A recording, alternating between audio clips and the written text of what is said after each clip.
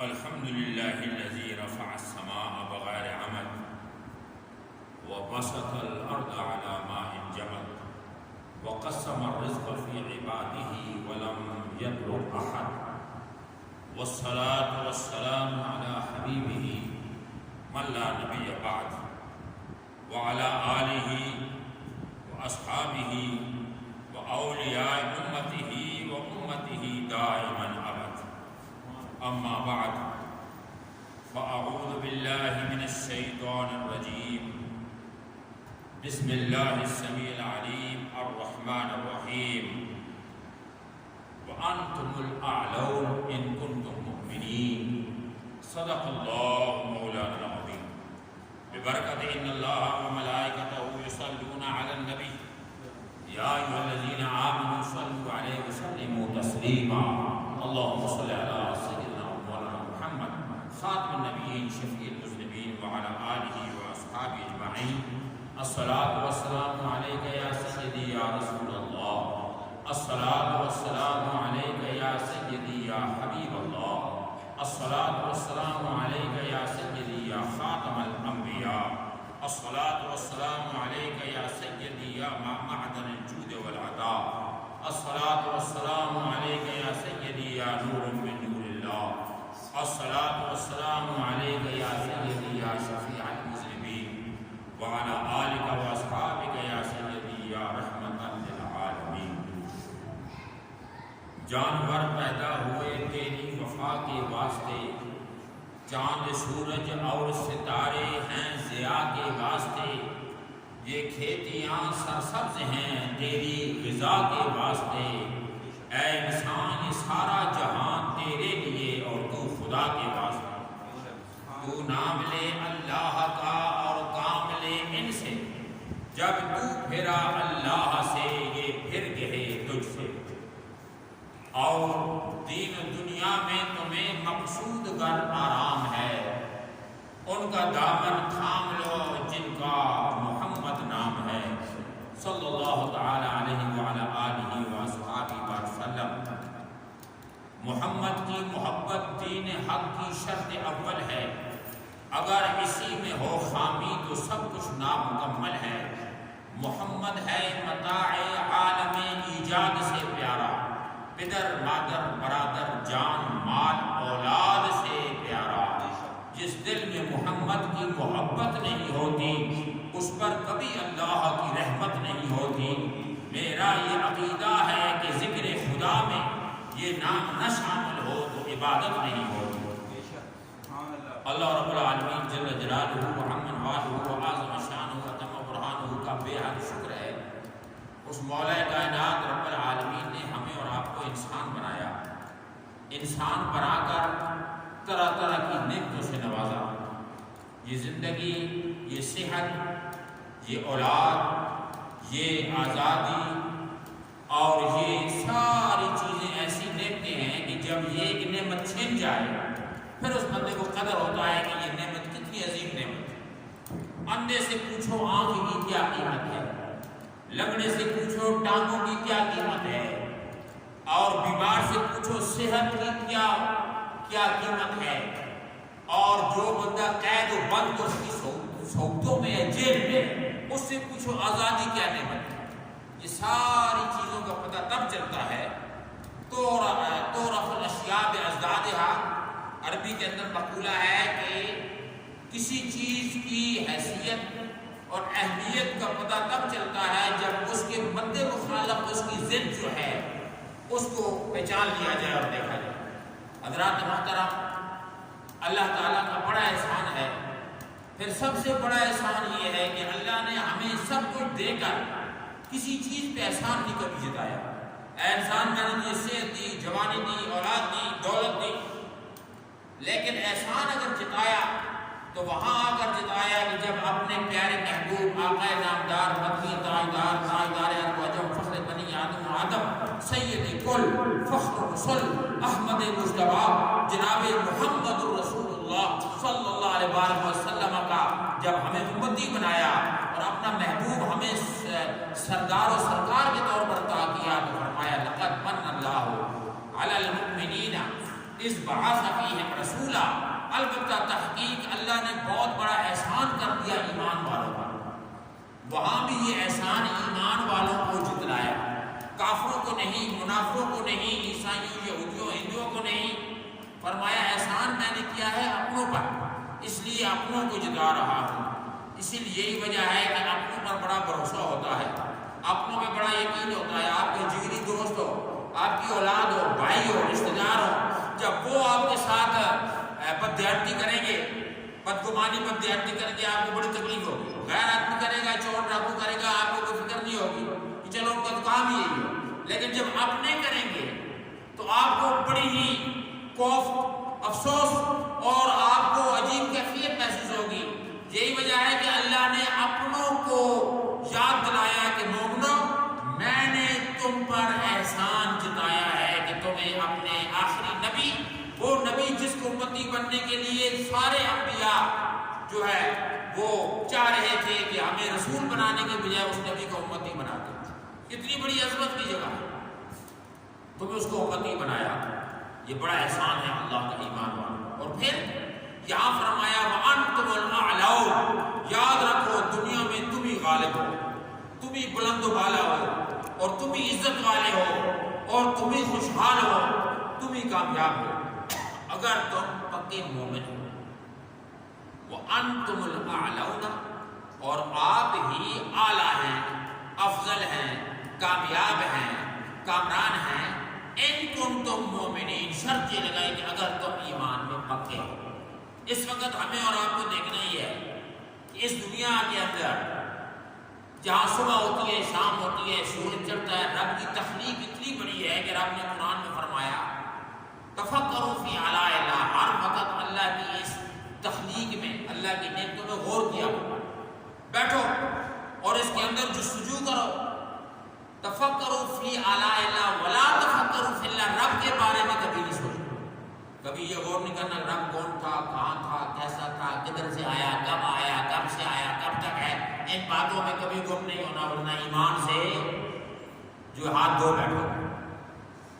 اور اس تخلیقی دنیا میں تعلیم آ گئی، علم آ گیا، سائنٹسٹ آ گئے، سائنس آ گئی، ٹیکنالوجی آ گئی، اور دن رات وہ لوگ جو خدا کو خدا نہیں مانتے وہ بھی بیٹھ کر جستجو کر رہے ہیں، وہ بھی بیٹھ کے دیکھ رہے سورج کہاں ہے، یہ کون سی چیز ہے جو روزانہ طلوع ہوتی ہے، روزانہ غروب ہوتی ہے، ادھر غروب ہوتی ہے، ادھر دوسرے ملکوں میں طلوع ہو جاتی ہے، اور ادھر چھپ جاتی ہے، ادھر اندھیرا ہو جاتا ہے، ادھر روشنیاں ہو جاتی ہیں، یہ چیز کیا ہے، اس کے اوپر ہے کیا؟ بڑی تخلیق۔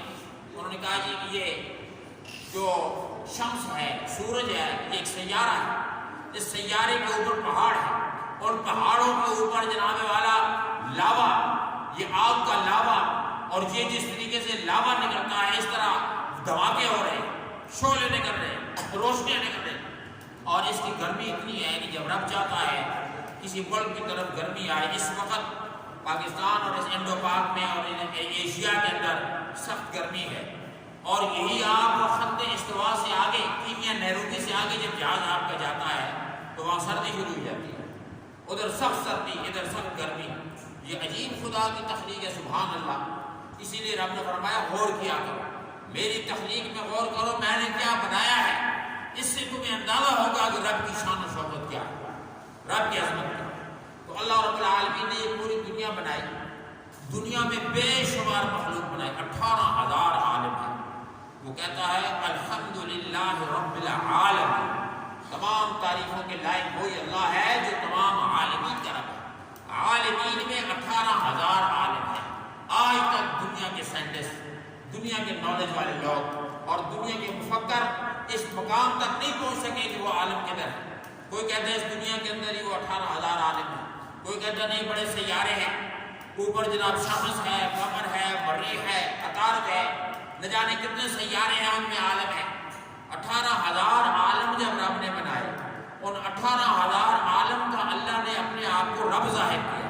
رب کہتے ہیں پالنے والے، رب ارحمہما کما ربیانی صغیرا۔ ہمیں حکم یہ ہے کہ اپنے ماں باپ کے لیے دعا کیا کرو کہ یا اللہ ان دونوں پر رحم فرما جنہوں نے ہمیں بچپن میں پالا ہے، انہیں بھی رب کہا گیا۔ رب ارحمہما کما ربیانی صغیرا۔ تو رب کہتے ہیں پالنے والے کو، وہ یہ بتانا چاہتا ہے کہ لوگوں میں نے 18,000 عالم میں اربوں کی تعداد میں مخلوق پیدا کی ہے اور ہر ایک کو میں پال رہا ہوں۔ کیڑے کو پتھر میں روزی دے رہا ہوں، کوئی بندہ رات کو بھوکا نہیں سوتا، ہر ایک پر کرم و فضل ہو رہا ہے۔ آج کل ایک گھر پالنا، ایک ملک پالنا، ایک کنبہ پالنا بڑا اوکھا ہوتا ہے، بڑا مشکل ہوتا ہے۔ تو رب العالمین نے فرمایا میرے محبوب یہ پورے 18,000 عالم کا میں رب ہوں، اور اس کے لیے میں تجھے پورے 18,000 عالم کے لیے رحمت بنا کے بھیج رہا ہوں، کیونکہ میری رحمت جب جائے گی وہ تیرے ذریعے سے جائے گی۔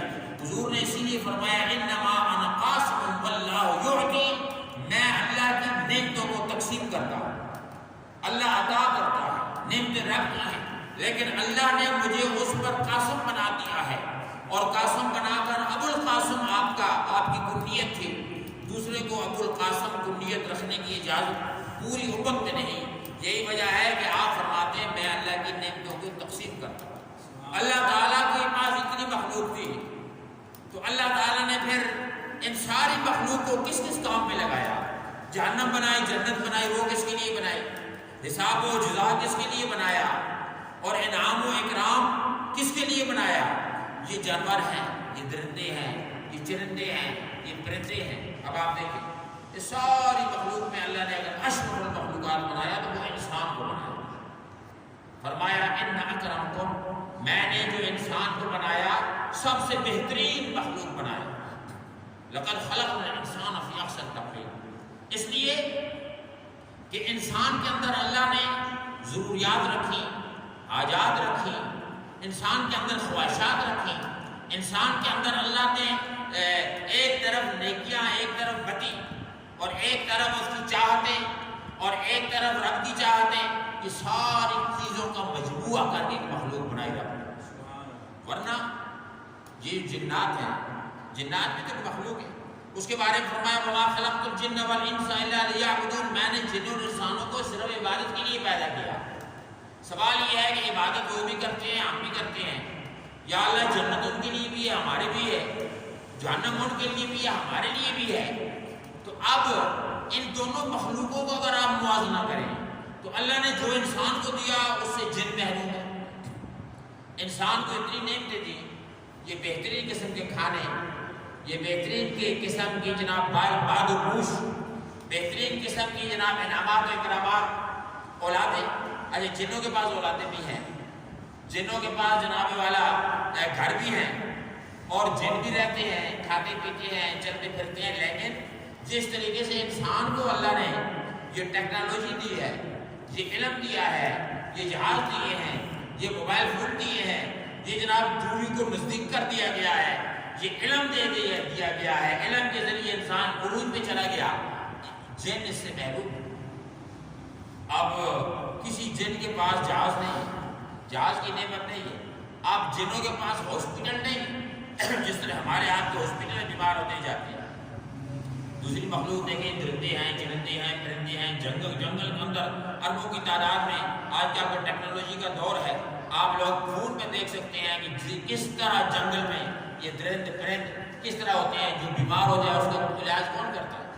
وہاں بھی جو بیمار ہوتے ہیں، زخمی ہوتے ہیں، ایک دوسرے کو مارتے ہیں اور جانور، لیکن اس کا علاج رب نے فرمایا یہ جو مخلوق ہے اس سارے کا نظام میں نے اپنے ہاتھ میں رکھا ہے، ان کا علاج رب اپنے طور پر کرتا ہے۔ اب جن بیمار ہوتے ہیں اس کا علاج کیا ہوتا ہے، لیکن رب نے انسان کو اتنے انعامات و اکرامات سے نوازا کہ فرمایا جتنی نعمتیں میں نے تجھے دی ہیں وَإِن تَعُدُّوا نِعْمَةَ اللَّهِ لَا تُحْصُوهَا، اگر تو رب کی نعمتوں کو گننا شروع کر دے تو تیرا کوئی کمپیوٹر اس کی تعداد کو نہیں گن سکتا۔ اتنی نعمتیں اللہ نے، اتنا کچھ دیا، لیکن مقصد کیا تھا؟ اللہ تعالیٰ چاہتا تھا کہ وہ محبوب کا نور جسے اللہ نے اپنی چاہت سے، اپنی محبت سے پیدا کیا تھا، آج سے بلین ایئرز اگو، کئی سو سال پہلے، اربوں سال پہلے ایک نور اللہ نے پیدا کیا۔ کائنات پیدا کرنے سے پہلے جب حضرت جابر نے پوچھا اخبرنی یا رسول اللہ عن اول شیء خلق اللہ، اے اللہ کے حبیب ہمیں بتائیے کہ اللہ نے سب سے پہلے کیا بنایا؟ حضور علیہ السلام نے فرمایا یا جابر ان اللہ خلق قبل الاشیاء نور نبی کا من نورہ، اے جابر اللہ نے ہر چیز سے پہلے تیرے نبی کے نور کو اپنے نور سے پیدا فرمایا۔ تو اللہ کی یہ چاہت تھی، اس کی منشا تھی۔ اللہ جو چاہتا ہے، رب سے پوچھا گیا یا اللہ تو نے یہ کیوں ایسے کیا؟ یہ پوری کائنات، یہ کائنات کے دکھ درد، یہ تکلیفیں، یہ لوگوں کی پریشانیاں، یہ نہ جانے کیا اپنی دنیا میں ہو رہا ہے۔ رب نے فرمایا بات یہ ہے کنت کنزا مخفیا، میں ایک چھپا ہوا خزانہ تھا، فاحببت ان اعرف، میں نے چاہا کہ میں پہچانا جاؤں، فخلقت نور محمد صلی اللہ علیہ وسلم، میں نے اپنے پیارے محمد کا نور پیدا کر دیا، اس نور کی نسبت سے یہ کائنات پیدا کی۔ یا اللہ تو کس چیز کا خزانہ تھا؟ فرمایا میں رحم کرنے والا تھا، کوئی آگے رحم مانگنے والا نہیں تھا۔ فرشتے تھے، فرشتے اول تخلیق ہیں۔ میں بیماروں کو شفا دینے والا تھا، کوئی بیمار تھا نہیں۔ میں حاجت مندوں کی حاجتیں پوری کرنے والا تھا، کوئی حاجت مند تھا نہیں۔ میں دکھ دروں کے دکھ مٹانے والا تھا، کوئی دکھیا تھا نہیں۔ اس لیے مجھے یہ ہوا کہ میں ایسی مخلوق پیدا کروں جو اشرف المخلوقات ہو، اور اس محمد کا نور اسی مخلوق کے اندر ظاہر کروں، اسی میں اجاگر کروں۔ 1,24,000 نبی اسی میں بھیجوں، اور اسی مخلوق کے اندر میں نعمتوں اور انعامات و اکرامات کی بارش کروں، اور اسی مخلوق کے لیے یہ ساری کائنات، یہ بارش برستی ہے، یہ ہوائیں چلتی ہیں، یہ موسم بدلتے ہیں، اور یہ جناب کھیتیاں باڑیاں، اور یہ کھانے پینے کی چیزیں، یہ نہ جانے کتنی نعمتیں ہیں کہ انسان ششدر و حیران رہ جاتا ہے۔ تو اللہ نے انسان پیدا کر دیا۔ انسان پیدا کرتے وقت اللہ نے فرشتوں کو اکٹھا کر کے ایک سوال کیا، اور وہاں یہ بات بالکل نہیں کی کہ میں انسان بنا رہا ہوں یا مخلوق بنا رہا ہوں۔ فرشتوں کو اکٹھا کیا، اکٹھا کر کے رب نے فرمایا یا وَإِذْ قَالَ رَبُّكَ لِلْمَلَائِكَةِ إِنِّي جَاعِلٌ فِي الْأَرْضِ خَلِيفَةً، فرشتوں تمہارا رب زمین میں ایک خلیفہ بنا رہا ہے۔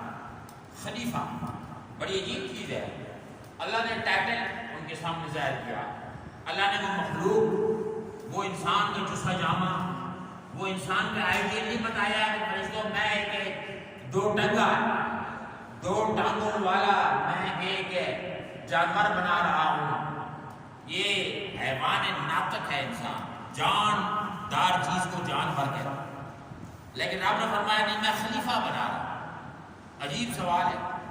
آگے فرشتے بھی حیران رہ گئے، اور وہ بھی رب کے پڑے ہوئے تھے، لوح محفوظ کی گہرائیوں میں پہنچے ہوئے تھے۔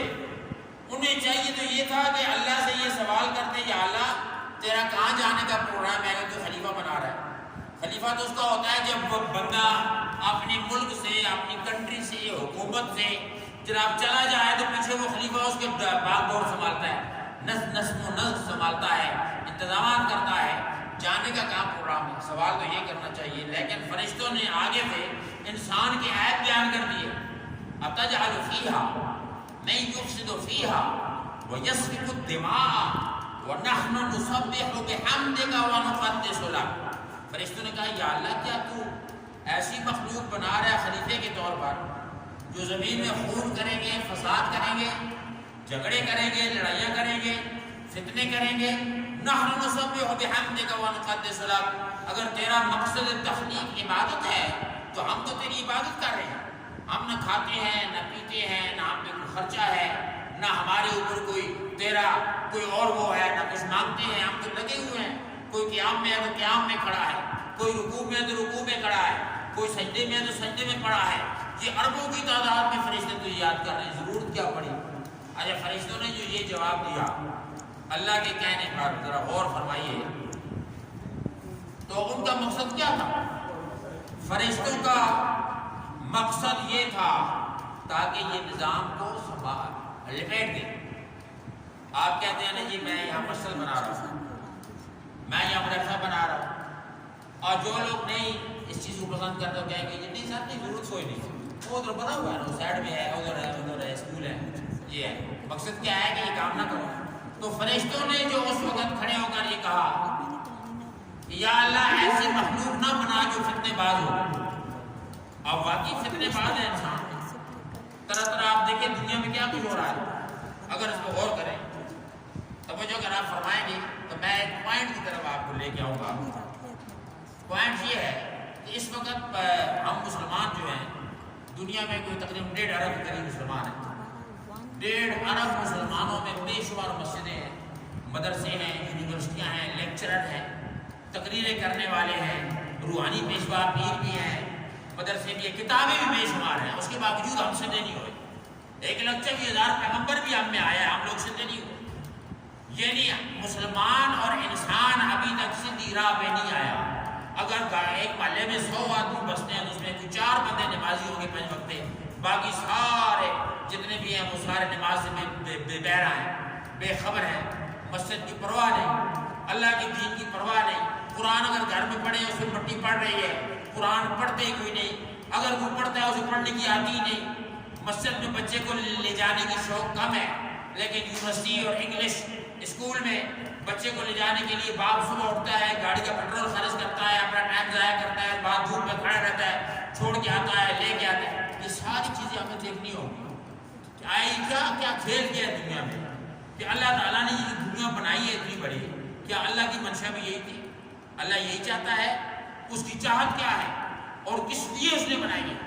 اور پھر انسان گمراہی کی دلدل میں جا رہا ہے، ہر طرف لڑائیاں، جھگڑے، فتنے، چوریاں، ڈاکے، دن دہاڑے، اور پھر طرفہ تماشا یہ کہ ان پر عذاب خدا، ادھر سے بیماریاں، کرونا، ادھر سے ڈینگی وائرس، اور ادھر سے نہ جانے کتنے قسم کی نئی بیماریاں آ رہی ہیں۔ تو اللہ نے یہ تخلیق کیوں کی ہے؟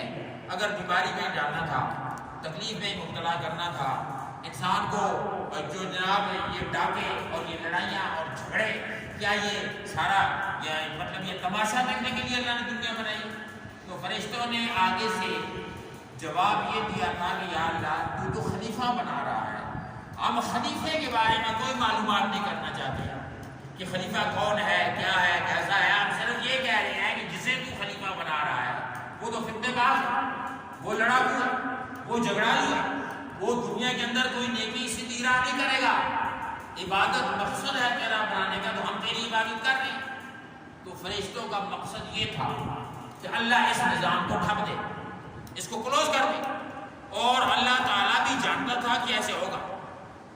لوح محفوظ میں لکھا ہوا تھا، اللہ بھی جانتا تھا کہ حضرت آدم علیہ السلام پہلے ہوں گے، اس کے بعد جناب وہ جنت میں ایک شجرے اس کو کھائیں گے جس کو میں روکوں گا، کھانے کے بعد دنیا میں چلے جائیں گے، ان کی اولادیں ہوں گی، حابیل قابیل، ایک بھائی دوسرے کو قتل کرے گا، اس کے بعد سارا نظام رب جانتا تھا۔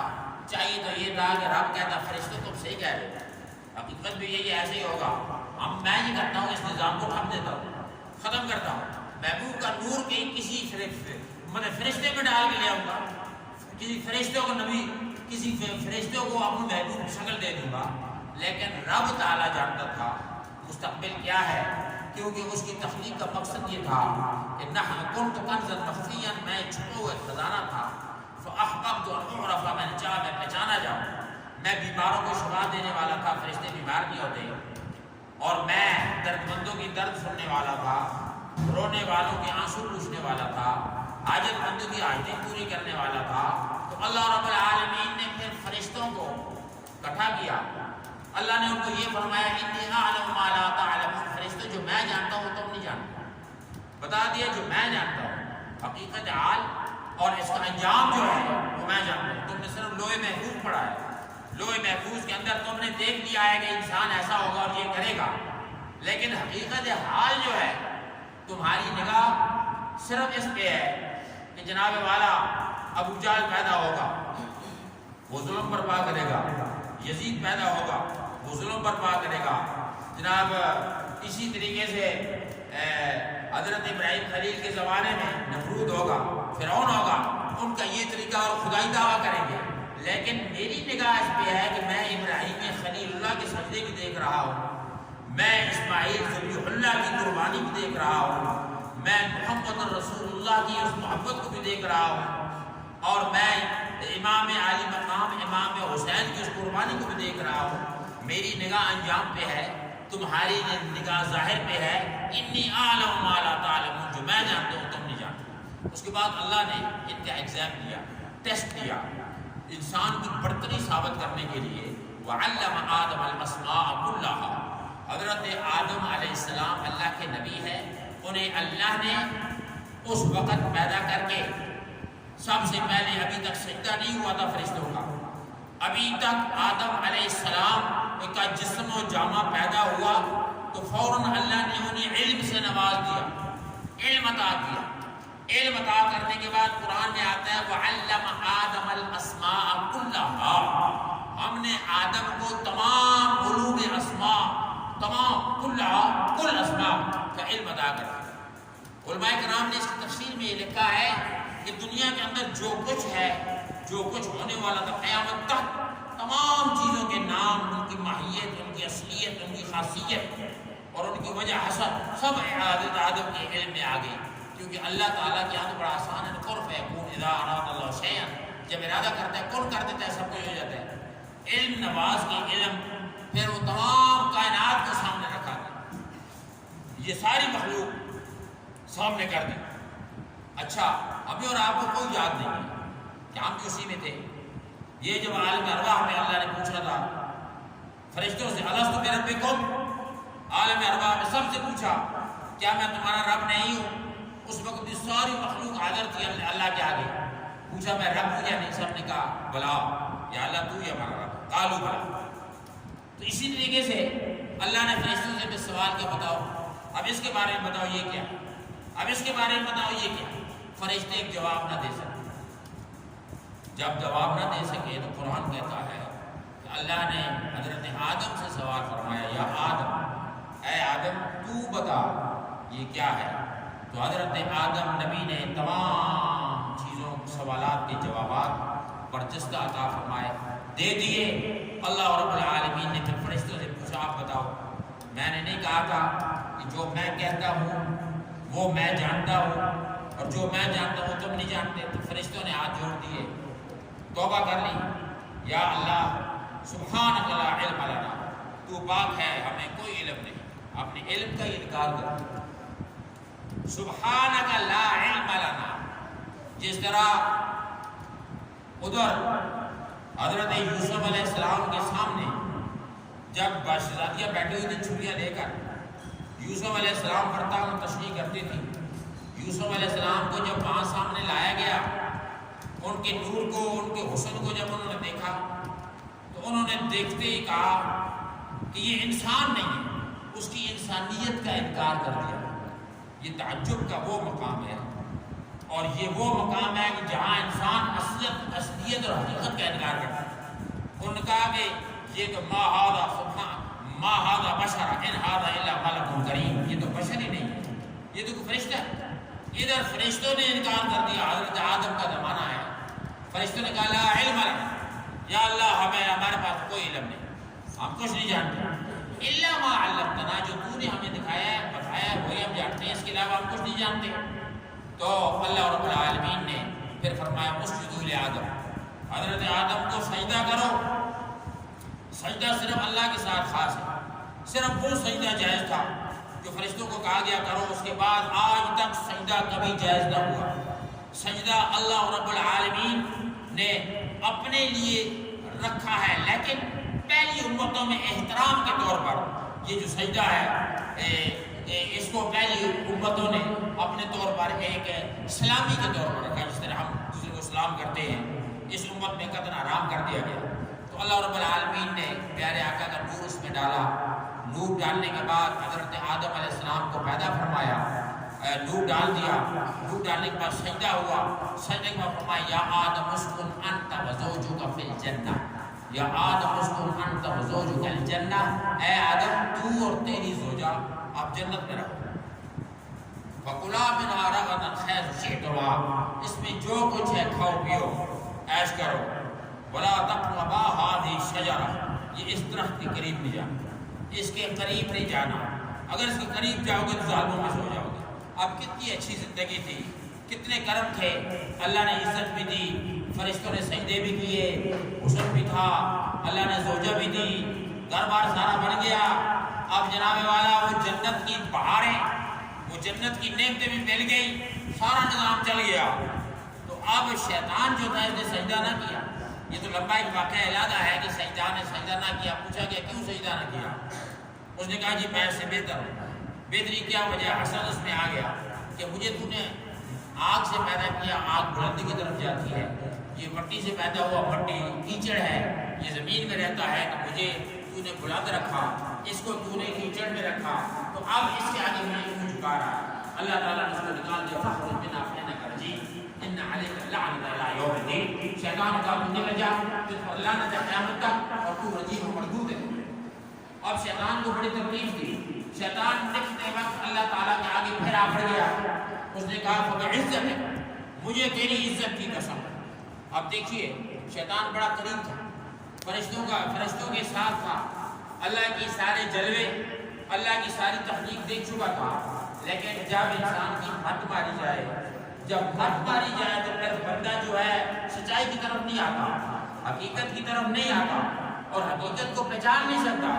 حالانکہ چاہیے تو یہ تھا یہ ہاتھ جوڑ کے سجدہ کر لیتا، کیونکہ وہ خالق ہے، مالک ہے، جو چاہے کرے، اس سے کوئی پوچھنے والا نہیں، وہ کسی کے آگے حساب دے نہیں، لیکن شیطان کی مت ماری گئی، اس نے آگے سے کہا فبعزتک، مجھے تیری عزت کی قسم، لأغوینہم اجمعین، میں اس تیری ساری مخلوق کو گمراہ کروں، اس نے چیلنج کیا۔ لیکن اس کے بعد اس نے سچ بھی بتا دیا، باتوں باتوں میں کبھی کبھار ایسے ہوتا ہے کہ بندہ جب کوئی گفتگو کرتا ہے اس کی باتوں میں کوئی حقیقی بات بھی نظر آ جاتی ہے۔ فبعزتک لأغوینہم اجمعین الا عبادک منہم المخلصین، کہنے لگا کہ لیکن تیرے وہ بندے جو مخلص ہیں، خالص ہیں، سنسیئر ہیں، ان پر میرا داؤ نہیں چلے گا، انہیں میں گمراہ نہیں کر سکوں گا، لیکن ساروں کو میں گمراہ کروں گا۔ آپ جناب والا حضرت آدم نبی تھے، اللہ کے نبی تھے، جنت میں تھے، حضرت حوا بھی تھی، اور وہاں پر اس نے گمراہی کی کوشش کی۔ اس نے حضرت حوا کے ذریعے اس نے اپنی چال بازی کی اور کہا کہ میں قسم اٹھاتا ہوں کہ آپ لوگ یہاں جنت میں ناز و نعم میں ہیں، تو اگر آپ یہ درخت کھائیں گے تو آپ فرشتے بن جائیں گے، اسی جنت میں رہیں گے، ہمیشہ یہاں رہیں گے، کوئی تکلیف آپ کو نہیں ملے گی۔ تو آپ حضرت حوا سے کہا کہ بابا کو نہیں پتا یہ جو سمجھ رہا ہے، آپ یہ چیز کھائیں گے تو آپ دیکھیں گے کہ نیک برستی رہیں گی اور آپ اس سے بھی زیادہ بہتر ہوں گے۔ تو حضرت بی بی حوا، انسان، چونکہ انسان کے اندر جو ہے نا الانسان خطا من النسیان، خطا اور نسیان کے مجموعے سے پیدا ہوا، تو ان کے وہ تفکرات، وہ احساسات، وہ جذبات انسانی تھے، اس میں آ کر وہ کھا گئی۔ جب کھا گئی تو اللہ تعالیٰ نے دونوں کو وہاں سے اتارا۔ سب سے پہلا کام یہ کیا کہ کپڑے اتار دیے انہوں نے۔ ورق الجنہ قرآن میں آتا ہے کہ جنت کے باغ کے پتوں سے اپنے جسم کو ڈھانپا، لپیٹا۔ حضرت آدم علیہ السلام کو سرادیپ کی پہاڑیوں پر، سری لنکا کی پہاڑیوں پر اتار دیا۔ حضرت حوا کو جدہ کے اندر، جدہ کہتے ہیں دادی کو، وہاں اتار دیا۔ اتنی دوری کے ساتھ ان دونوں کو زمین میں فرشتوں نے اتارا، اور اس کے بعد زمین پہ اندھیرا تھا، زمین پہ کیا حالات تھے، کیا نظام تھا، نفس تھا، خدا ہی جانتا ہے، وہ جانتے ہیں کس تکلیف کے ساتھ روئے، اللہ کی بارگاہ میں چلاتے رہے، ربنا ظلمنا انفسنا وان لم تغفر لنا وترحمنا لنکونن من الخاسرین۔ یا اللہ ہم نے اپنی جان پہ ظلم کیا، اگر تو ہم پر رحم نہیں کرے گا، ہم پر کرم نہیں کرے گا، فضل نہیں کرے گا، تو ہم تو گھاٹے میں ہو جائیں گے، ہم کس طرح زندگی گزاریں گے، روتے چلاتے۔ حضرت آدم علیہ السلام سرادیپ کی پہاڑیوں سے چلتے ہوئے، اور ایسے دور میں چلتے ہوئے وہاں سے آئے جبکہ زمین پہ وحوش بھی تھے، جانور بھی تھے، یہ ساری مخلوق زمین پہ تھی اس وقت۔ تو وہ وہاں پر چلتے ہوئے 9 ذو الحجہ کا دن تھا۔ علماء فرماتے ہیں کہ یہ مقام میدان عرفہ میں جبل رحمت ایک پہاڑی ہے، اس پہاڑی کے اوپر ابھی ایک نشان انہوں نے بنایا ہوا ہے جہاں یہ دونوں آ کر وہاں ملے۔ خدا تعالیٰ نے ان کو ملا دیا۔ جدہ سے حضرت بی بی حوا چلتی وہاں پہنچی، حضرت آدم علیہ السلام چلتے وہاں پہنچے، وہاں 9 ذو الحجہ کو مقام عرفہ، یہ اس کو یوم عرفہ کہتے ہیں۔ عرفہ کہتے ہیں ایک دوسرے کو پہچاننا، عرفہ یا عرفہ ایک دوسرے کی پہچان، اس کو حج کا دن قرار دے دیا گیا۔ دونوں وہاں جب آ کر ملے، ایک دوسرے کو پہچانا، اللہ کی بارگاہ میں سر اٹھا کے دعا کیا، اور اللہ تعالیٰ کی بارگاہ میں حضرت آدم علیہ السلام نے بی بی حوا سے کہا کہ مجھے کچھ یاد پڑتا ہے کہ جب اللہ نے مجھے پیدا کیا تھا مجھے چھینک آئی تھی، میں نے الحمدللہ پڑھا، آسمان کے عرش کے پائے مجھے نظر آئے، عرش کے پایوں پر میں نے اللہ کے نام کے ساتھ ایک نام لکھا ہوا دیکھا تھا، وہ مجھے یاد پڑتا ہے۔ تو پھر دعا کرتے ہاتھ اٹھا کہ یا اللہ، اس وقت جب میں نے دیکھا تھا تیرے نام کے ساتھ لا الہ الا اللہ محمد رسول اللہ لکھا ہوا تھا، تجھے واسطہ اس نام کا، اس کا واسطہ جس کا نام تیرے نام کے ساتھ تھا، ہمیں معاف کر، ہماری غلطی ہوگی اور ہم سے خطا ہوگی۔ اللہ رب العالمین نے فرمایا ہے آدم یہ تجھے کیسے پتہ چلا؟ آدم نے عرض کی الہ العالمین میں نے اس وقت عرش کے پاؤں پہ دیکھا تھا، پایوں پر دیکھا تھا۔ رب نے فرمایا مجھے قسم ہے اپنی شان جلالت کی، اگر تو اس نام کے ساتھ پوری اپنی مخلوق اور اپنی اولاد اور انسانیت کے لیے معافی اور توبہ مانگ لیتا تو میں سب کے لیے دعا قبول کر لیتا۔ تو اس نسبت سے میں نے تیری گناہوں کو معاف کیا، اور اب تیری اولاد میں نبی بھی آئیں گے، ولی بھی آئیں گے، نیک بھی آئیں گے۔ اللہ تعالیٰ نے حضرت آدم کو وہاں سے اولاد عطا فرمانی شروع کی۔ علماء فرماتے ہیں کہ صبح جو بچہ پیدا ہوتا تھا، بچہ بچی جوڑا جوڑا پیدا ہوئے، صبح جو پیدا ہوتا تھا شام تک جوان ہو جاتا تھا، شام کو جو پیدا ہوتے تھے صبح تک جوان ہو جاتے تھے۔ اب آپ اندازہ فرمائیے کہ تخلیق انسانیت کتنی جلدی سے چلی اور کیسے چلی۔ صبح پیدا ہوا شام جوان، ان کا نکاح کر دیا گیا، اب ان کی اولادیں شام کو پیدا ہوئی صبح جوان، ان کا نکاح کر دیا گیا۔ اسی طریقے سے نظام اور تخلیق دنیا اللہ نے ایسی چلائی، اللہ اکبر، کہ یہ دنیا بڑھتی چلی گئی، بڑھتی چلی گئی۔ اور میں نے کتابوں کے اندر اسٹڈی کر کے یہ چیز نکالی ہے کہ آیا اس دنیا کی تخلیق میں کتنا وقت اللہ رب العالمین نے دیا ہے ہمیں۔ علماء فرماتے ہیں کہ حضرت آدم علیہ السلام سے لے کر حضرت نوح علیہ السلام تک 2022 سال، 2022 سال کا عرصہ حضرت آدم سے نوح تک۔ یہ اس کے بعد حضرت شیش نبی آئے، پھر حضرت نوح نبی آئے، اور اس کے بعد انہوں نے فرمایا کہ حضرت نوح علیہ السلام سے لے کر حضرت ابراہیم علیہ السلام تک 1100 سال کا عرصہ لگا۔ حضرت ابراہیم سے لے کر حضرت داؤد علیہ السلام تک 570 سال کا عرصہ لگا۔ حضرت داؤد علیہ السلام سے لے کر حضرت موسیٰ علیہ السلام تک 500 سال کا عرصہ لگا۔ حضرت موسیٰ علیہ السلام سے لے کر حضرت عیسیٰ علیہ السلام تک 1187 سال کا عرصہ علماء نے لکھا۔ اور پھر حضرت عیسیٰ علیہ السلام سے لے کر پیارے آقا جناب محمد رسول اللہ صلی اللہ علیہ وسلم تک 600 سال کا عرصہ لگا۔ اور پھر آج 1442 1443 ہو گیا۔ تو اس لحاظ سے اگر دیکھا جائے تو آج تک 7421 سال انسان کو دنیا میں آئے ہوئے، انسانیت کی تخلیق تو جنت میں پتہ نہیں کتنا عرصہ رہے، دنیا میں آئے ہوئے اتنا عرصہ ہوا۔ اللہ نے یہ پوری مخلوق بنائی، اور اب 1.5 ارب کے قریب انسان ہم مسلمان موجود ہیں، 1.5 ارب قریب۔ ویسے تو 17-18 ارب وہ بتاتے ہیں، لیکن مسلمان 1.5 ارب دنیا میں ہیں۔ سب سے بہتر اللہ نے مسلمان کو قرار دیا، وَسَمَّاكُمُ الْمُسْلِمِينَ۔ اللہ نے فرمایا میں نے تمہیں مسلمان بنایا۔ 1,24,000 پیغمبر۔ آپ اندازہ فرمائیے عرب میں جس علاقے میں 1,24,000 پیغمبر آیا، انہی میں آیا اکثریت، آج تک وہ نہیں سدھرے۔ یعنی 1,24,000 پیغمبر نے معجزے دکھائے، طاقت دکھائی، پاور دکھائی اللہ کی دی۔ دوسرے کو تبھی کوئی مانتا ہے کہ انسان کی عقل ہے، انسان کو اللہ نے عقل کے ادراک سے نوازا، اس لیے انسان افضل و اعلیٰ کرنا چاہتا ہے۔ بھی تو ایک مخلوق ہے لیکن اس کے اندر عقل نہیں ہے، تو یہ عقل جو ہے یہ مانگتی ہے پاور، طاقت اور اظہار، اور ایسی چیز جو عقل میں نہ آئے، عقل کی فہم و ادراک میں جو چیز نہ آئے اسے یہ تسلیم کرتی ہے۔ اب لوگ کہتے ہیں جی ہوا میں اڑنا کوئی کمال نہیں ہے، ہوا میں اگر اڑنا کمال ہوتا تو جناب یہ پرندے اڑ رہے ہیں ہوا میں، کوئی کہتا ہے جی یہ مکھیاں اڑ رہی ہیں ہوا میں، پانی کے اوپر چلنا کمال ہوتا تو وہاں پر یہ وہ جناب والا وہ چل رہی ہے پانی کے اوپر۔ یہ مچھلیاں چل رہی ہیں پانی میں، یہ کمال نہیں ہے، لیکن اللہ نے انسان کو ایسے کمالات سے نوازا ہے۔ ہر آدمی اس فہم و ادراک کا مالک نہیں۔ مثال کے طور پر اللہ رب العالمین نے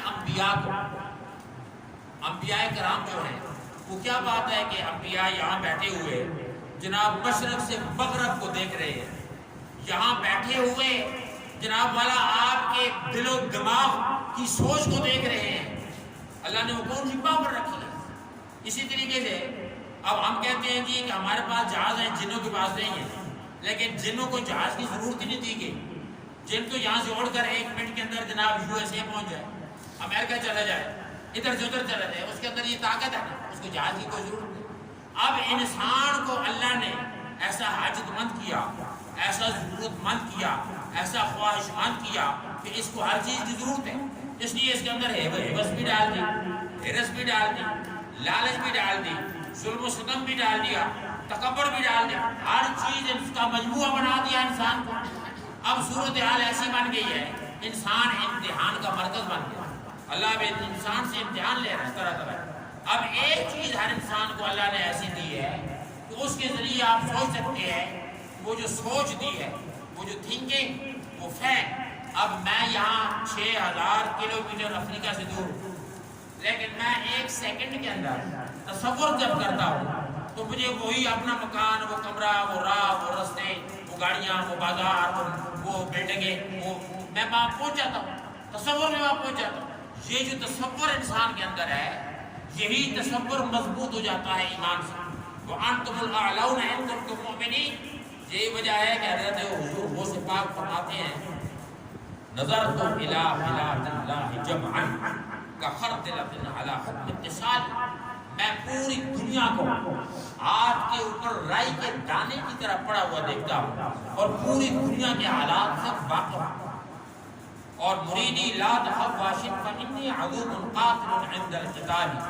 اور فرمایا لو انکشفت عورت مریدی بالمشرق وانا بالمغرب، اگر میرے مرید اور میرے چاہنے والے کا پردہ مغرب میں اتر جائے اور میں مشرق میں ہوں اور وہ مجھے پکارے، تو فرمایا لسترتها، مجھے قسم ہے میں اس کو ڈھانپ دوں۔ یہ کیا چیز ہے؟ یہ کون سی پاور، یہ کون سی طاقت ہے؟ اور یہ طاقت کیسے ملتی ہے، کس طریقے سے ملتی ہے؟ یہ کسی کی جاگیر نہیں، یہ انسان کو رب نے اختیار دے دیا ہے کہ تو میرے قریب آ، جتنا تو میرے قریب آئے گا یتقرب عبدی الیہ بالنوافل حتی سمعه الذی یسمع به وبصره الذی یبصر به ویدہ الذی یبطش بها۔ حدیث فرمایا جب بندہ میرے قریب ہو جاتا ہے، نفل سے، نفلی عبادت، فرض نہیں، یہ فرضی عبادت تو ہمیں دینی ہے، یہ تو ہم پر لازم ہے، نماز فرض پڑھنی، جمعہ فرض پڑھنا، حج فرض کرنا، زکوٰۃ فرض دینی، یہ ساری فرضی عبادت ہے، اس میں یہ تو ہم پر فرض ہے، یہ دینی ہے، لیکن اس کے اوپر نفلی عبادت جو ہے وہ رب کے قریب کرنی ہے۔ کسی آدمی کا آپ نے قرضہ دے رہے 5 لاکھ روپے، آپ اس کو قرضہ موڑ کے نہیں دے رہے، آپ اس کو بچوں کے جوڑے لے جاتے ہیں، کبھی اس کے جوتے لے جاتے ہیں، کبھی اس گلے میں ہار پہنا دیتے ہیں، وہ آگے کا بابا میرا قرضہ پہلے موڑ، پہلے قرضہ دے تو پھر یہ سارا کام کری، تھی آنے نہیں سر میں تو خوش کرنا چاہتا، فرمایا نہیں خوش میں تھا ہو سنجھ، پہلے قرضہ موڑ، اس کے بعد ہے سارے نفل۔ یہ قرضہ جو اللہ کا آپ نے دینا ہے، کتنی نمازیں کس کی رہ گئی ہیں وہ قضا کرے، کتنے حج کس کے حج نہیں کیا، دولت گھر میں ہے وہ حج کرے، زکوٰۃ نہیں دی کتنے سالوں سے وہ زکوٰۃ ادا کرے، وہ سارے قرضے واپس کرو، قرضوں کے بعد پھر نفل پڑھو، نفل اور نفلی عبادت، خیرات و صدقات، پھر دیکھو رب کا قرب کیسے ہوتا ہے، رب کا تقرب کیسے ہوتا ہے، رب پھر کس طریقے سے آپ کے قریب ہوتا ہے۔ یہی وجہ ہے کہ حضرت اللہ کے وہ اللہ کے حبیب کے چاہنے والے صحابہ کرام، حضرت عمر جس کے بارے میں آپ بے شمار دفعہ سنتے ہیں، یا ساریۃ الجبل کی حدیث کہ حضرت عمر منبر رسول پہ بیٹھ کر جناب وہاں ساریہ جو حضرت ساریہ گئے ہوئے تھے کمانڈ کر رہے تھے فوج کو، اسے دیکھا اور وہاں جو لشکر تھا اس پر کفار حملہ کر رہے تھے اور انہوں نے یہاں سے آواز لگائی یا ساریۃ الجبل، اے ساریہ پیچھے جبل پہاڑ کی طرف دے، تو انہوں نے فرمایا آقا جب واپس آئے ان کا حضرت عمر اگر ہم کمانڈ نہ کرتے تو ہم تو وہاں پر شکست کھا جاتے۔ حضرت عمر نے مدینے کی مسجد نبوی بیٹھ کمانڈ کیا، یہ اللہ کی پاور ہے، یہ اللہ نے انسان کے لیے رکھی ہے، اس لیے کہ رب نے فرمایا تھا پہلے، جس طرح میں نے بنیادی آیت پڑھی ہے کہ فرشتوں میں زمین میں خلیفہ بنانا چاہتا ہوں، خلیفہ، بڑی طاقت، ہمت، اپنی خلافت کے منصب میں بٹھانا چاہتا ہوں، کسی دوسرے مخلوق کے لیے یہ لفظ اللہ نے نہیں کیا، رب چاہتا ہے کہ آپ اس کے خلیفے بنیں، رب چاہتا ہے کہ آپ کی وہ پاور ہو کہ اللہ کے ساتھ ہم کلام ہو جائیں۔ یہی وجہ ہے کہ 5 وقت کی نماز، یہ سجدے اور یہ اللہ کی عبادت، حضرت علی سے کسی نے پوچھا تھا مخالفین میں کہ اے علی تو بڑی باتیں کرتا ہے، بڑے علم کے دعوے کرتا ہے اور نبی کریم علیہ السلام کے مدینۃ العلم کا تو دروازہ ہے، بتا تو سے کبھی اللہ کو دیکھا ہے؟ حضرت علی فرماتے ہیں مجھے اسی اللہ کی قسم جس نے مجھے پیدا کیا ہے، میں دوسرا سجدہ اس وقت تک کرتا نہیں جب تک کہ میں اللہ کو نہیں دیکھ لیتا، سجدے میں رب کو دیکھ کر میں دوسرا سجدہ کرتا ہوں۔ تو یہ سارے رب کے جلوے اللہ نے ہمارے اور آپ کے لیے رکھے، لیکن فرمایا وَأَنْتُمُ الْأَعْلَوْنَ، تم ہی غالب ہو، تم ہی کامیاب ہو، تم ہی کامران ہو، اِن كُنتُم مُؤْمِنِينَ، اگر تم ایمان میں پکے ہو۔ اب ایمان کس چیز کا نام ہے؟ صرف کلمہ پڑھنے کا نام ہے؟ حضرت نے کہہ بھی دیا لا الہ الا اللہ، جو کیا حاصل؟ دل و نگاہ جو مسلم نہیں، جو کچھ بھی نہیں۔ علامہ اقبال نے اسی کا، علامہ اقبال یہ کہتا ہے کہ شور ہے کہ دنیا میں ہو گئے مسلمان نابود، میں یہ کہتا ہوں کہ تھے بھی کہیں مسلمان موجود، وضع میں تم ہو نصارا تو تمدن میں حدود، یہ مسلمان ہیں جنہیں دیکھ کے شرمان یہود۔ وہ کہنے لگا کہ یہ مسلمان ہیں جو جناب والا نماز پوری نہیں پڑھتے، نماز آتی نہیں، کلمے آتے نہیں، قرآن پڑھتے نہیں، حلال کھاتے نہیں، سیدھی راہ پہ جاتے نہیں، اللہ تعالیٰ کے بندوں سے اچھا کلام کرتے نہیں، امیر کو اور سلام ہے، غریب کو اور سلام ہے۔ بڑے بڑے مولویوں کو آج کل کیبل پہ اور جناب دکھایا جاتا ہے، اس کے اندر نیٹ میں، کہ جب بڑوں کو ملتے ہیں تو ان کا رویہ کیا ہوتا ہے، ان کے چہرے کا نقشہ کیا ہوتا ہے، ان کی مسکراہٹ کیسی ہوتی ہے، جب غریب کو ملتے ہیں تو کیا ہوتا ہے، یہ سب دکھایا جا رہا ہے۔ تو مطلب یہ انسان ہے، اللہ کی یہ منشا نہیں ہے، اللہ یہ نہیں چاہتا۔ فرمایا تنجنوا باخلاق اللہ، اللہ تعالیٰ کے کردار، اس کے اخلاق کو، کیونکہ تم عیال اللہ، الخلق عیال اللہ، یہ مخلوق خدا رب کا کنبہ ہے، رب کے کنبے کے ساتھ اچھے رہو، رب کے کنبے کے ساتھ اچھے رہو گے تو پھر دیکھو گے کہ رب کے جلوے تم پہ پڑتے ہیں۔ تو رب کا خلیفہ ہے، تو رب کا قریبی ہے، تو رب کا رب سے ہم کلام ہونے والا ہے۔ حضرت موسیٰ علیہ السلام کا دور ہے، ایک شخص بڑا غریب، بڑا پریشان حال اور بڑا تکلیف زدہ، اس نے کسی سے کہا یار میں بڑا پریشان ہوں، کس کے آگے آپ نے دکھ سنا؟ انہوں نے کہا یہ کہ پیغمبر ہے، روزانہ رب سے کلام کرتے ہیں کوہ پہ جا کر، تو ذرا ان سے مل اور ان کے آگے اپنا دکھ سنا۔ اس نے پروگرام بنایا، رستے میں بیٹھ گیا۔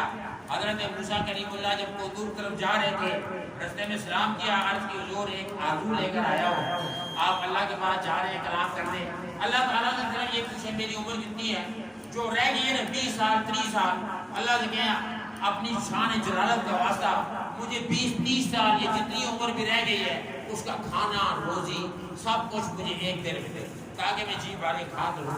آج تک میں نے جی بھر کے کھایا نہیں، تسکین قلب ملی نہیں، یہ مہربانی فرمائے۔ اللہ اکبر۔ موسیٰ علیہ السلام نے فرمایا کیسا سوال کر رہے ہو، شان جلالت کے آگے جا رہا ہوں یہ، اور رب العالمین کے آگے میں کس طرح سوال کروں گا؟ انہوں نے کہا جی آپ میری بات پہنچا دیں، آگے وہ جانے میں جانوں، میں اس کا بندہ ہوں، مخلوق ہوں، وہ میرا خالق ہے۔ اللہ رب العالمین کی بارگاہ میں حضرت موسیٰ علیہ السلام پہنچے، عرض کی الہی آج بڑا عجیب بندہ مجھے ملا، رستے میں تیرا بندہ ملا، اس نے ایک سوال کر دیا، یا اللہ تو بھی جانتا ہے، تو اس پر رحم فرما، اس کا سوال پورا کر۔ آپ نے جواب آیا، موسیٰ اس سے کہا نہیں تھا خالق میں ہوں، مالک میں ہوں، رازق میں ہوں، دعائیں سننے والا میں ہوں، التجائیں سننے والا میں ہوں، تو روزی مانگ رہا ہے پوری زندگی کی، تیرے باقی 100 سال باقی ہیں، وہ 100 سال کی روزی تیرے پاس آ رہی، پھر میں کہتا بھی یہ بھی ہے کہ اس کے بعد میں نہیں مانگوں گا نہ وہ مجھے دے، تو میرے بغیر کون دے گا؟ عرض کی یا اللہ میں نے ساری باتیں کی ہیں لیکن وہ بڑا ضدی ہے، ماننے کے لیے تیار نہیں ہے، عرض یہی ہے کہ تو اس دعا کو قبول فرما اور کل اس کی روزی دیں گے پوری زندگی کی، تاکہ وہ پوری زندگی کی روزی بیٹھ کے سکون سے کھا لے، انجوائے تو کرے۔ وہ کہتا ہے کہ آج تک میں زندگی انجوائے نہیں کر سکتا، اتنا غریب پریشان ہے آپ رہا تو کیا اللہ تعالیٰ ٹھیک ہے جاؤ پر لے جاؤ، اسے کہہ دو کل تیری زندگی کی روزی آئی۔ ادھر جب اسے خوشخبری ملی واپسی پر، اس نے اپنے پورے خاندان کو اکٹھا کیا، بڑے بڑے جناب والا دروازے کمرے خالی کرائے، گودام خالی کرائے کہ کل میری زندگی کی روزی آ رہی ہے، 100 سال زندگی باقی ہے، 100 سال کی روزی آ رہی ہے، سامان رکھنا ہے۔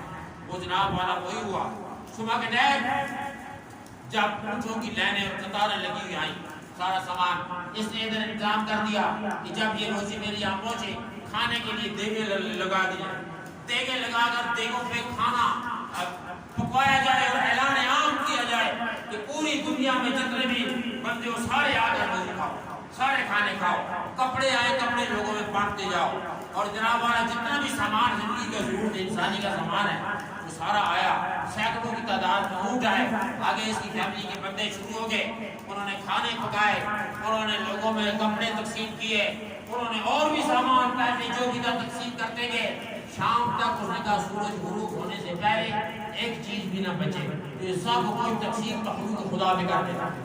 اللہ اکبر، لوگ حیران رہ گئے، آگا اسے کہتے ہیں کتنا تو بے وقوف ہے، اللہ سے 100 سال کی روزی انہوں نے مانگ لی، اللہ سے اتنی بڑی روزی مانگنے کے بعد اب تو سمجھتا ہے کہ آگے کیسے زندگی گزارے گا؟ اس نے کہا چھوڑ دو، یہ میرا اور میرے خدا کا معاملہ ہے، میں جانوں میرا خدا جانے، اور مجھے میرے حال میں چھوڑ دو۔ حضرات محترم، جب رات ہوتی ہے لوگ سو جاتے ہیں، آرام سے یہ رب کے آگے سجدہ کرتا ہے، کہتا ہے اللہ تیرا شکر ہے تو نے میری حاجت قبول کی۔ اب صبح جب طلوع ہوتی ہے تو پھر اسی طرح روزی کا زندگی بھر کی روزی کے اونٹ اسی طرح آنے شروع ہو جاتے ہیں۔ کوئی جو کل آئے تھے سینکڑوں کی تعداد میں، وہی اونٹ آ رہے ہیں، وہی مال آ رہا ہے، وہی رزق آ رہا ہے، وہی جناب والا اس کے سارے سامان آ رہا ہے۔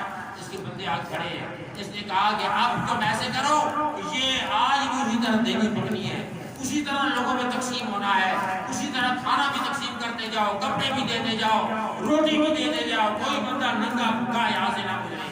اللہ اکبر، دوسرا دن گزرا، تیسرا گزرا، ہر روز زندگی کی روزی آ رہی ہے، روزانہ تقسیم ہو رہی ہے، آ رہی ہے، تقسیم ہو رہی ہے۔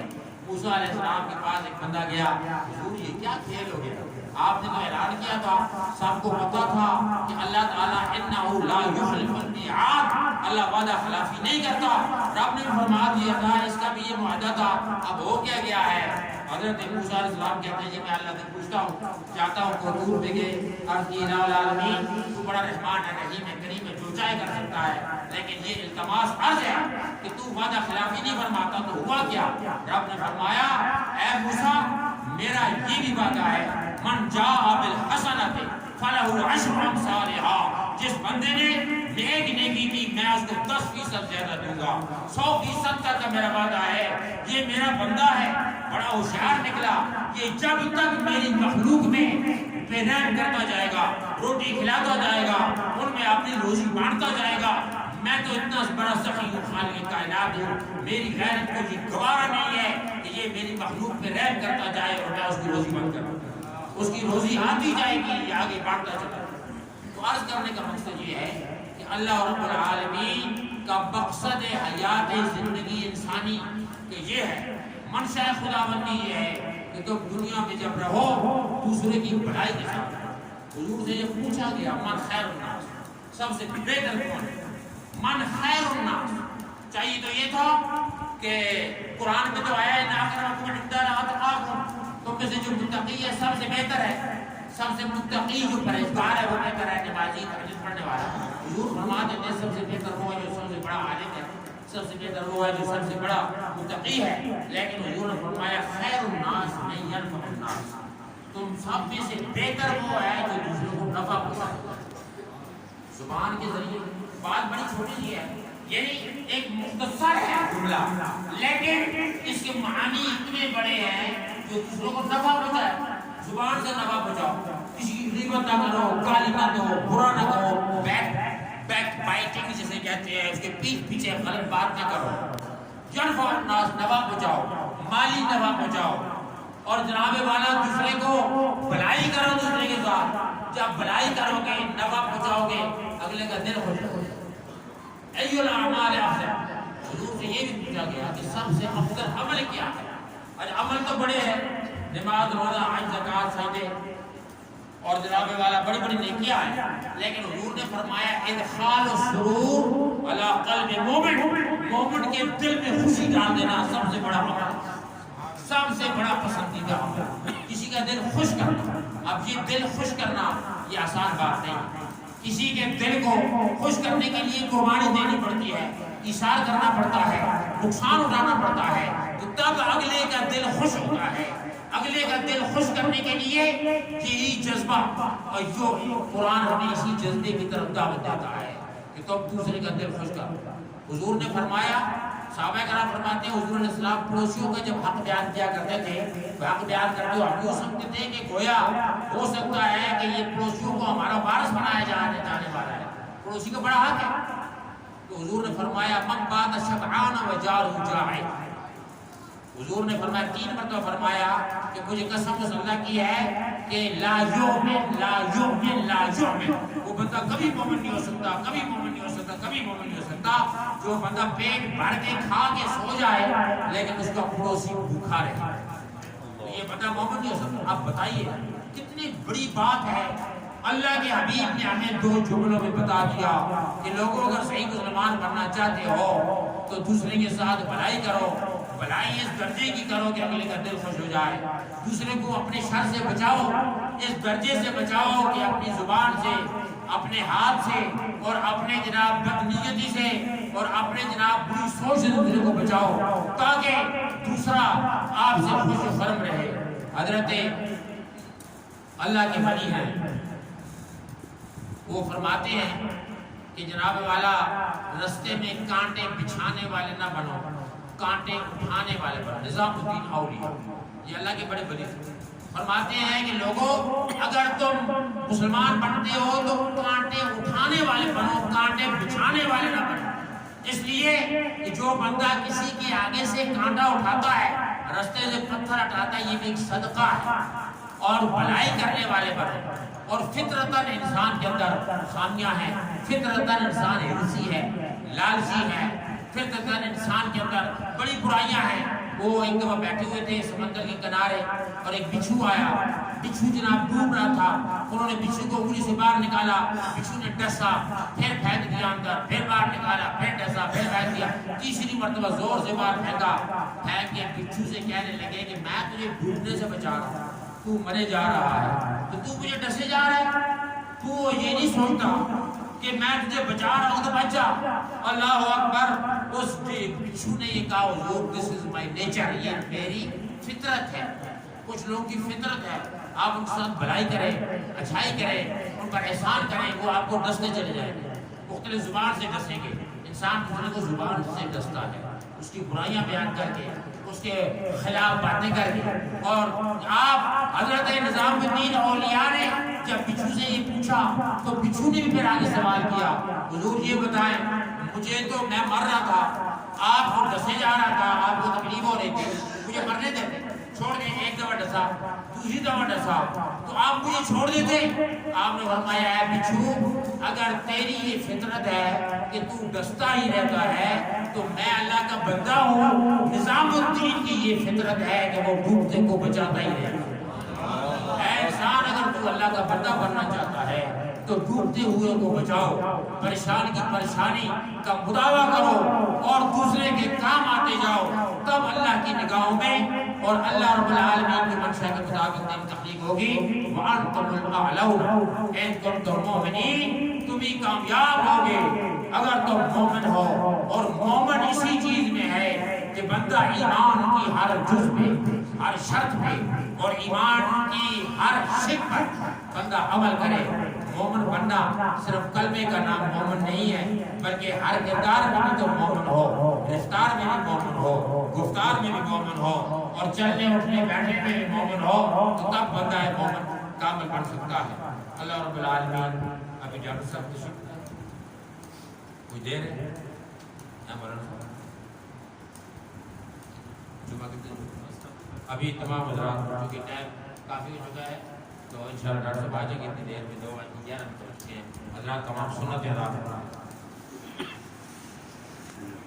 فضل سيدنا مولانا محمد على العالمين جميعا وأقامه يوم القيامة للمذنبين المتلبسين بالخطائين العالمين شفيعا.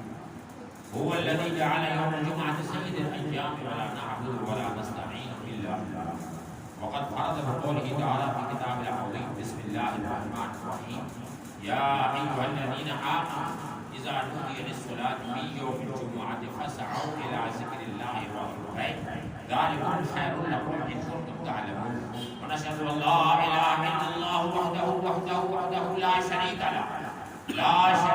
له في الذات والصفات والقدرة والاختيارات. ونشهد أن سيدنا وسندنا وشفيعنا وكريمنا ورؤوفنا ورحيمنا ومأوانا وملجانا محمدا عبده ورسوله. اللهم صل وسلم وبارك على عبدك ورسولك وحبيبك محمد كما تحب وترضى وعلى آله وأصحابه أجمعين خصوصا على أفضل البشر بعد الأنبياء بالتحقيق من المؤمنين سيدنا أبو بكر الصديق رضي الله تعالى عنه.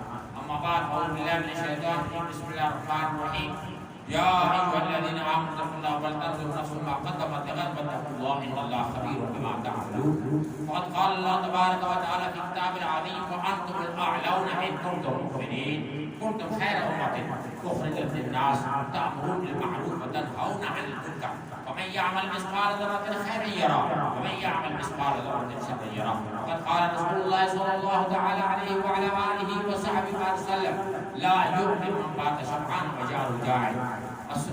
المسلم من سلم المسلمون من لسان يده كما قال عليه الصلاة والسلام لا يؤمن أحدكم حتى أكون أحب إليه من والدي وولدي والناس أجمعين. آمن بالله صدق الله العظيم وصدق رسوله النبي الكريم الأمين. بارك الله لنا ولكم في القرآن العظيم ونفعنا وإياكم بالآيات والذكر الحكيم إنه تعالى ملك كريم جواد بر رؤوف رحيم.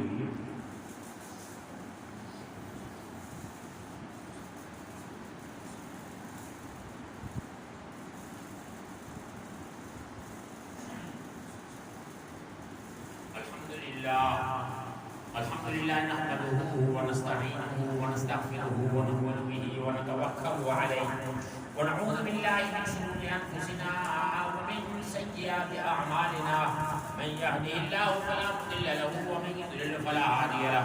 ونشهد ان لا اله الا الله وحده لا شريك له في الذات والصفات والقدرة والاختيارات. ونشهد ان سيدنا وسندنا وشفيعنا وكريمنا ورؤوفنا ورحيمنا ومأوانا وملجانا محمدا عبده ورسوله الذي ارسل للخلق كافة بشيرا ونذيرا وداعيا الى الله باذنه وسراجا منيرا وبشر المؤمنين بان لهم من الله فضلا كبيرا.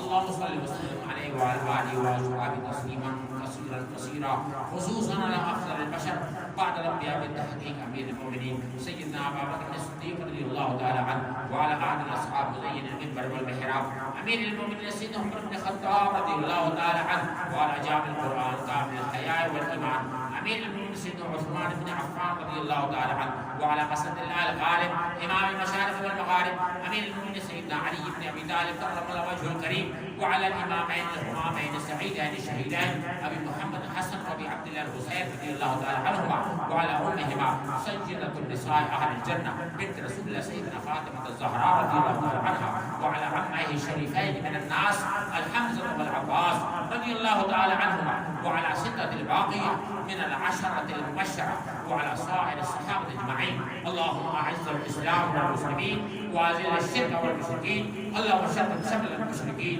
ودبر ديار المشركين وزلزل أقدام المشركين. ربنا ثبت أقدامنا فانصرنا على القوم الكافرين. اللهم انصر من نصر دين سيدنا محمد صلى الله عليه وسلم. ربنا يا مولانا واجعلنا منهم. اللهم اغفر من خذل دين محمد سيدنا محمد صلى الله عليه وسلم. ربنا يا مولانا ولا تجعلنا منهم عباد الله رحمكم الله. ان الله يامر بالعدل والاحسان وايتاء ذي القربى وينهى عن الفحشاء والمنكر والبغي يعظكم لعلكم تذكرون. واذكروا الله